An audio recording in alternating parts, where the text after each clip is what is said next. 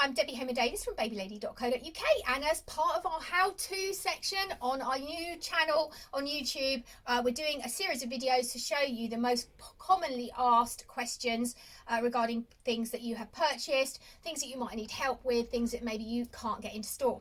So today we're going to talk about air tyres. So if you have a pushchair with air tyres like this, you do need to regularly check the tyre pressure on the pushchairs, just like you would in a common car. If you let your tyre pressure go down too low, what you will find is that it's more likely to get punctures. So it is quite important. And you'll find, just like with a normal car, when you have changes in temperature, you will also find that will affect the tyre pressure. So a tyre that's nothing wrong with it whatsoever could go down just because of change in the temperature.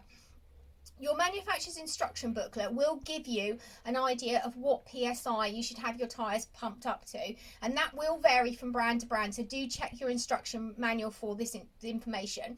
Also, as your child gets heavier, very much like the load on a car, you will need to alter the tyre pressure as your child gets heavier, because the heavier load you're taking, the more pressure you need in your tyres. And again, it should give you an idea of this in your manufacturer's instruction booklet. If you haven't got your original booklet, you can generally Google it. Obviously, I don't have all the instructions here. So we're going to use this mountain buggy now just for an example. So it will have on the bottom, very much like a bike tyre, it will have a valve. This is a valve. And on top of the valve, you should have a dust cap. Again, very much like a bicycle tyre or a car tyre.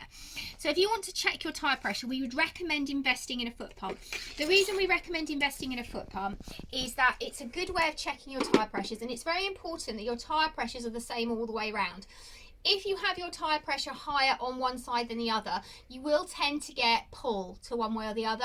And this is a common reason why customers report that their pushchair is pulling to one side. And that's because they haven't got the tyre pressures equally balanced. A bit like you would get if the balance was off in your car. So best way to do this is to use a foot pump. This is because it has a gauge on it, which means we can check the tyre pressure all the way around. So you literally attach, and if you're going to use it for a long period of time, these are not expensive, these foot pumps, they're about £5. So you're going to get your use out of it. So literally all you do is attach this on, and as you attach it, the air will come out until you lock it down. So that's quite important that you allow for this, because when you use your foot to pump it, when you put the air, the end of a long day, when you put the air into your tyre, you've got to allow that when you take this off at the end, you will lose a little bit of air. So almost slightly over pump it. So I'm going to leave it there. Now, when you take this off, it's really, really important that you're very quick, because as soon as you release this, what you're going to get, and if I'm really quiet, you might be able to hear it.